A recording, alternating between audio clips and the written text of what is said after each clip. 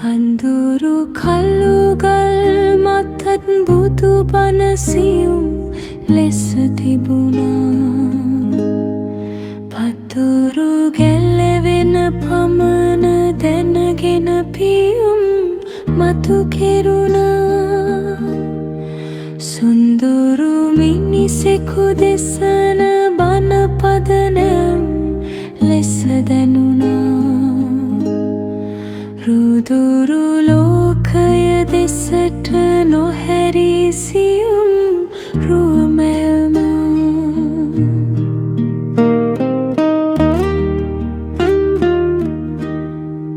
හිරුණු කම්මිසය වටා දහදියලිය වැලක් කෙතිලා. දෑටුන් පල කර ගැට පවුරකින් රැකවරණ සැදිලා. දැස් දෙක බුරදීහි බැසගෙන පිහිමමින් දිලිලා. මුවෙහි ලෝකෙට යමක් හංගන සිනහවක් ඇදිලා. හිවත් කලයුතු සියලු තැන් මත කොටු පහර වැදුනා. පිළිම සිවුරේ සියුම් තැන් ඔහු අතින් ඔප කෙරුණා. අපට නොපෙනෙන බුදුරුවක් ඔහු මනස තුල තිබුණා. ලොවට නොපෙනුන රුව මවන්නට දින ගණන් කෙරුණා.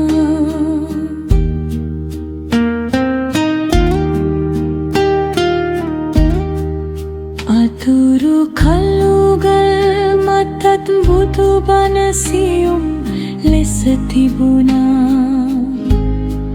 පතුරු ගැලවෙන පමණ දැනගෙන පියුම් මතු කෙරුණා. සුන්දරු මිනිසෙකු දෙසන බණ පදනම් ලෙස දැනුණා. රුදුරු ලෝකය දෙසට නොහැරී සියුම් රුවමැවුණා.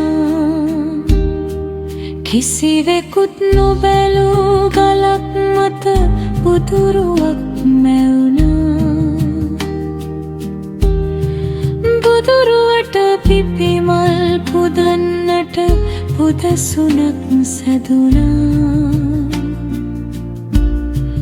නිවන් පතනා සිය ගණන් බුදුරුව දෙසට ඇදුණා. කැදුණු කළුගල් බලෙස මත ගොස් රුවට මල් පිදුණා.